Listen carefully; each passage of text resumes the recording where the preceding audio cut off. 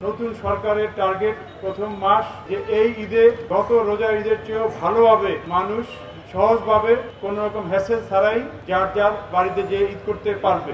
এই ঈদ করাটা কিন্তু আমাদের মালিক শ্রমিক সবারই উৎসবের অংশ। বাংলাদেশে নিচে যারা গরিব বা অল্প টাকা ইনকাম করে তাদের জন্য ইসলামী বিধান করে দিয়ে গেছে এই দুই রমজান ঈদ। এই ঈদ উপলক্ষে কিন্তু দেশে অনেক টাকার ফ্লো হয়, মানি সার্কুলেশন। বাংলা বলে যে বড় লোকদের কাছ থেকে টাকাগুলো আস্তে আস্তে বিভিন্ন কেনাকাটায় আমাদের নিচে গরিব শ্রেণী বা মধ্যবিত্ত শ্রেণীর কাছে যায়। আরও একটা জায়গায় যায় যে ন্যাশনাল ইলেকশন সহ অন্যান্য ইলেকশনেও আমাদের অনেক লোক এনগেজ থাকে, বিভিন্ন ক্যানভাস পোস্টার ছাপানো মাইকিং করা, এতেও গরিব শ্রেণী পায়। তো দুই ঈদটা কিন্তু উৎসব।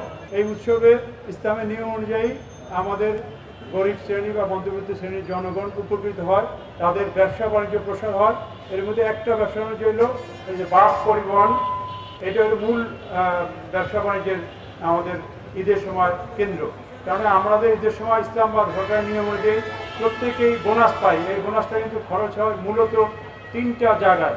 একটা হলো ঈদে বাড়ি যাওয়া আসার খরচ, আরেকটা হলো কাপড় চোপড় কেনা, আরেকটা হলো খাওয়া দাওয়ার খরচ বা উপহার দেওয়ার খরচ। কিন্তু মূল খরচটা যায় হলো ঢাকা শহর থেকে তাদের নিজের বাড়ি যেয়ে যাওয়া এবং আসা। এখানে খরচটা বাড়ার কারণ হলো যে হিউজ পরিমাণ লোক ঢাকা থেকে যায়। আমাদের কাছে তথ্য আছে প্রায় 1.5 কোটি লোক এবার হয়তো ঢাকা শহর থেকে যাবে।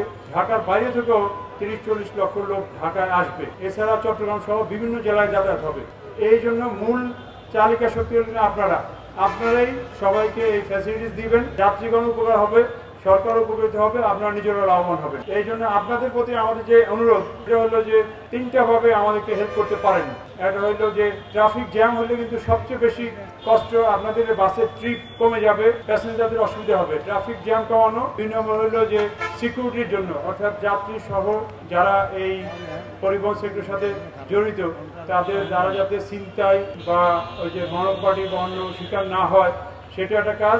আরেকটা হলো ওভারঅল তাদেরকে কমফোর্ট দেওয়ার জন্য বাস টার্মিনাল, বাস ইত্যাদি জায়গায় বিভিন্ন পরিবেশ সৃষ্টি করে রাখা। এই তিনটা কাজ মূলত আপনাদের এবং আমাদের। এই তিনটার মধ্যে আমরা পুলিশ প্রশাসন, সরকারি প্রশাসন সবাই নিয়োজিত আছি। তার লক্ষণ বলি, আমরা গত 15-16 মাসে ঢাকা শহরের ট্রাফিক জ্যাম অনেকভাবেই কমিয়েছি। যেটা প্রথম হয়তো আপনারা বুঝতে পারেন নাই। 2006 সালে ঢাকা শহরে গাড়ির গড় গতিবেগ ছিল মাত্র বলা যায় 21 কিলোমিটার। সেটা কমে 2024 সালে আসছে হলো প্রায় 5 কিলোমিটার। আমরা 25 সাল থেকে কিছু কার্যক্রম বলতে ব্যাপক আকারে আমাদের ভিতরে কার্যক্রম চলছে। সব কার্যক্রম তো দৃশ্যমান না।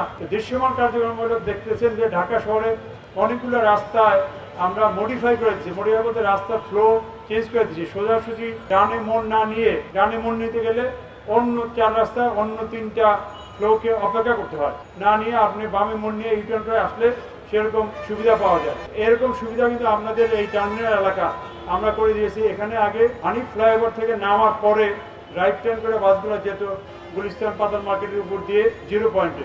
এখানে আগে সিগন্যাল ছিল 3টা, এখন আমরা সিগন্যাল করেছি 2টা। একটা রাইট টার্ন করবে, আরেকটা ফুলবাড়ি দিয়ে যাবে। ফুলবাড়িয়া থেকে নবপুর দিকে যাবে, কিন্তু ফুলবাড়িয়া বা জুতার মার্কেট থেকে সোজা গাড়িগুলো কিন্তু এদিকে যাইতে পারে না। তার ফলে কিন্তু যারা ফ্লাইওভার থেকে নেমে রাইট টার্ন করবে তাদের জন্য সময় কম লাগতেছে, এখানে জ্যাম কম ঘটতেছে। এরপরে গুলিস্তান পাতাল মার্কেট, ওখানেও 3টা ফ্লো ছিল, 3টা সিগন্যাল ছিল, ওখানে কোনো সিগন্যাল নেই। এখন রাজুর থেকে এসে সরাসরি রাইট টার্ন করে চলে যায় 0 পয়েন্টের দিকে। এখানে ফ্লাইওভার থেকে নেমে সরাসরি 0 পয়েন্টের দিকে। এরপর 0 পয়েন্টেও 4টা সিগন্যাল ছিল, আমরা 3টা সিগন্যাল করে দিয়েছি। এরপরে ফুলবাড়িয়া বা নবপুর থেকে যারা যাওয়া আসা করতো সহজে যাওয়া আসা করতে পারতো। বিশেষ একটা কারণে গত 1 মাস পর্যন্ত এটা বন্ধ আছে। 4টার জায়গায় 3টা ছিল, এখন আবার 4টা। তবে আমরা আগামী 17 তারিখ থেকে আবার 3টা সিগন্যাল করে দিব, এখানে জ্যাম থাকবে না। এই এলাকা দিয়ে আমরা বুঝাতে চাচ্ছি যে আমরা এই এলাকা কিভাবে উন্নয়ন করতেছি। আমাদের ডেইলি সকালে 20 জন ফোর্স, বিকালে 20 জন ফোর্স, এই 40 জন অতিরিক্ত ফোর্স দিয়ে এখান থেকে হকার উঠে রাখতেছি। আগে দেখা যাচ্ছে 4 লেনের 3 লেনেই হকার দখল করা থাকতো। এখন আমরা ডেইলি কাজ করার ফলে হকার আপনার হয়তো 1 লেনে থাকে, 4টা লেন আর ফুটপাতে থাকে।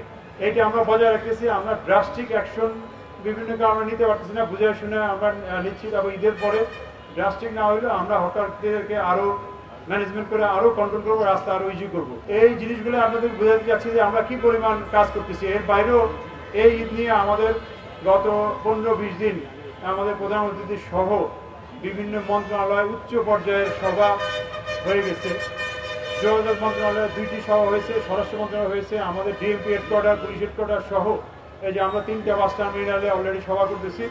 এবং বিভিন্নভাবে আমাদের যে ডেপুটি পুলিশ কমিশনার ট্রাফিক বা ডেপুটি পুলিশ কমিশনার ক্রাইমে যারা কাজ করে, মতিঝিল ডিভিশন, রমনা ডিভিশন বা ট্রাফিক মতিঝিল রমনা ডিভিশন, তারাও আপনাদের সাথে বসতেছে, তাদের অফিসে বসতেছে বা স্পটে বসে এই সমস্যাগুলো সমাধান করতেছে।